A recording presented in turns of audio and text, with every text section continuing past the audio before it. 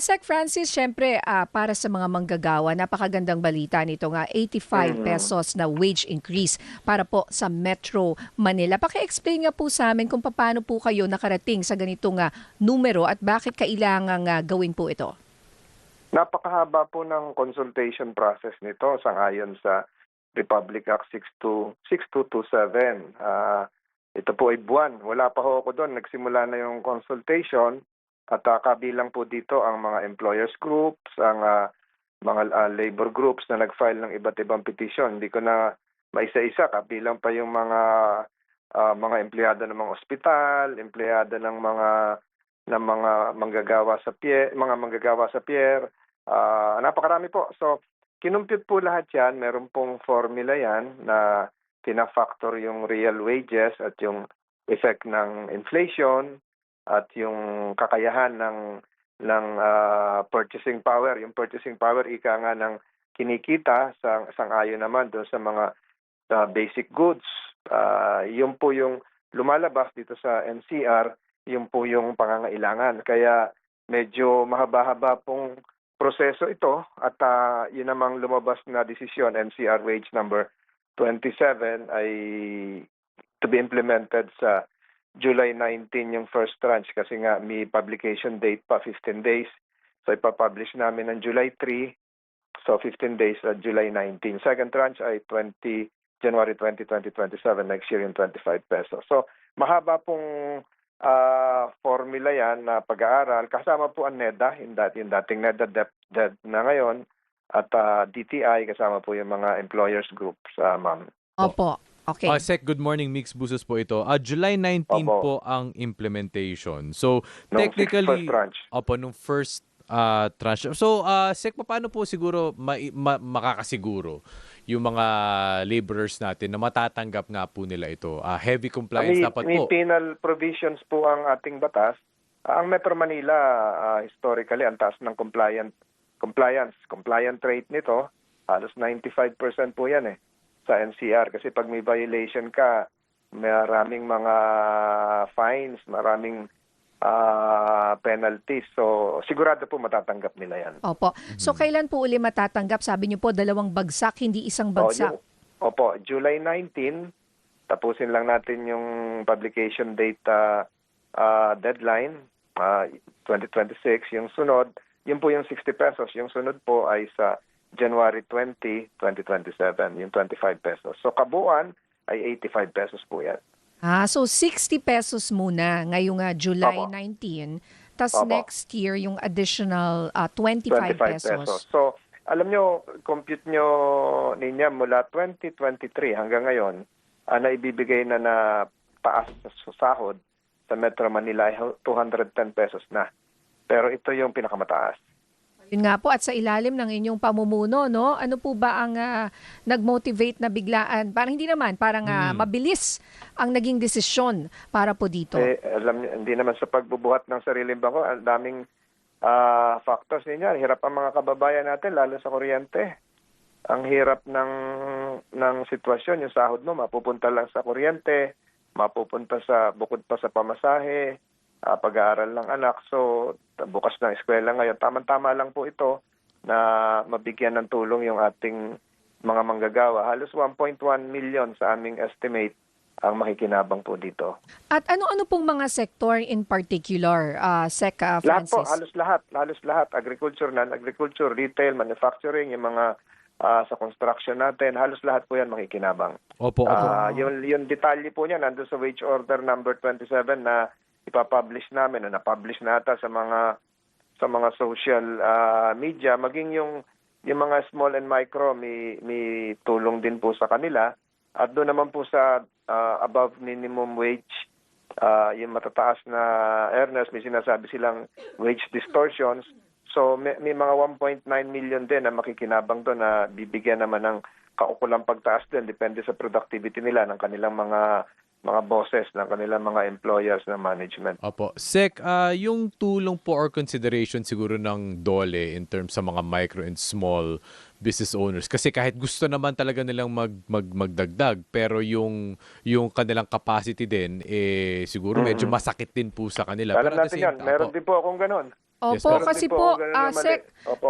example, ako na mafe-feel ko yan bilang isang SME or entrepreneur.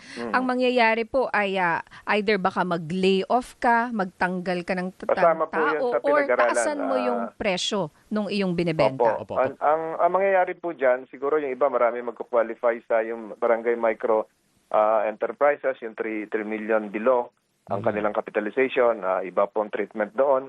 Yung iba pa naman po ay sa pamamagitan ng DOLE, ma-upskill po namin yung level ng pagsasanay ng kanilang mga empleyado ng libre. May kakayanan po kami doon through TESDA.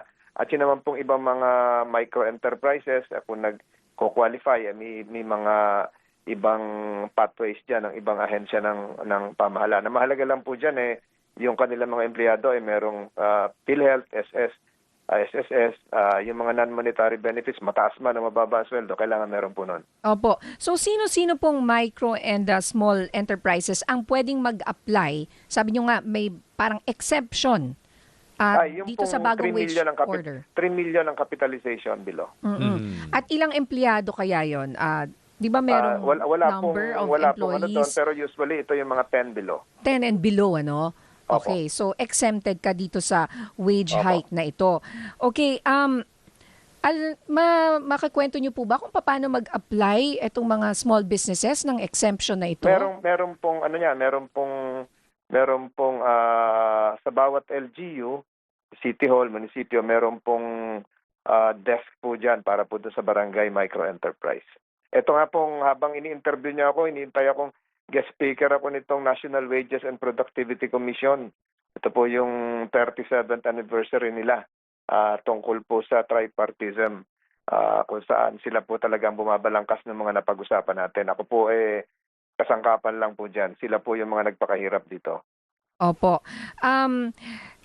Papaano po i-address naman ng DOLE yung aasahan daw na pagtaas ng presyo ng bilihin ng mga small businesses para lang mabayaran yung bagong minimum wage? Hindi naman po. Naaral po yan. Hindi, yung cost po, kasi ganito yan.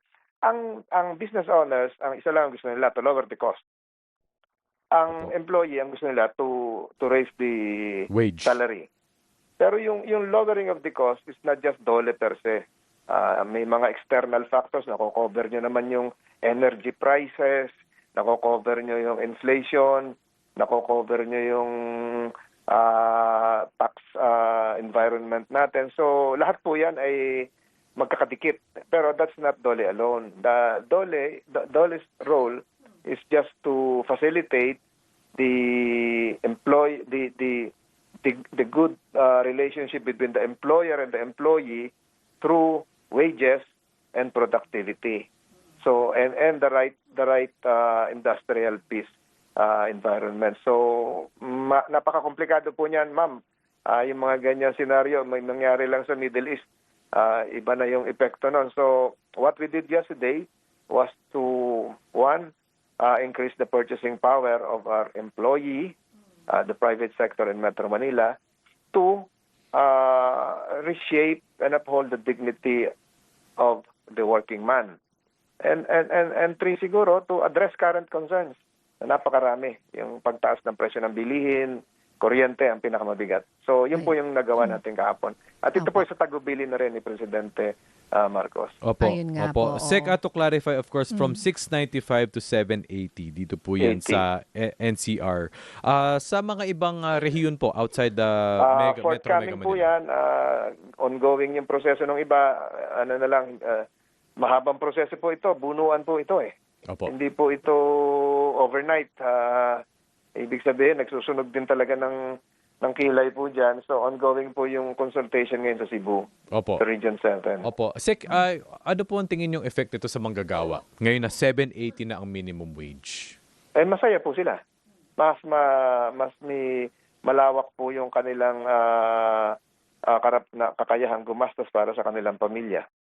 Oo, tataas yung kanilang kakayahan Dignidad. para dignidad, yes, at saka kayahang mamili Yes, yung di mga ba? anak nila, pasukan pa naman ngayon.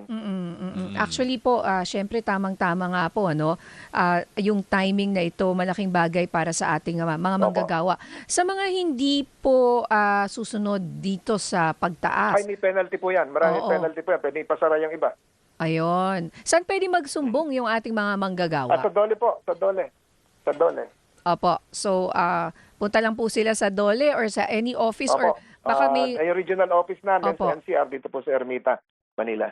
Kasi Okay. minsan yung mga nagrereklamo, pinag-iinitan ng employer rin, di ba? Opo. Kailangan Hindi po, minsan ipit din anonymous sila. or... Kasi hindi Oo. naman po pwedeng sa isang kumpanya, hindi po pasweldohin ng minimum wage yung isa at yung iba ay pasweldohin. Pare-pareho po yan. Okay, at siguro po bilang panghuli, mensahe po ng DOLE sa lahat po ng mga manggagawa ngayon. Sa Dole po, patuloy kaming kumikilos para sa industrial peace for both employers and employee. Ako po wala pang isang buwan dito sa aking katungkulan pero ginagawa po natin lahat yung mga pwedeng gawin. Ako nga ay patulak na sa makalawa sa Gensan para matulungan naman yung mga manggagawa natin na apektuhan ng lindol. Yun nga po, naku, maraming salamat for your time and efforts, Secretary Francis Maraming salamat po. Mabuhay Tolentino. po kayo at magandang umaga. Salamat po. Thank you.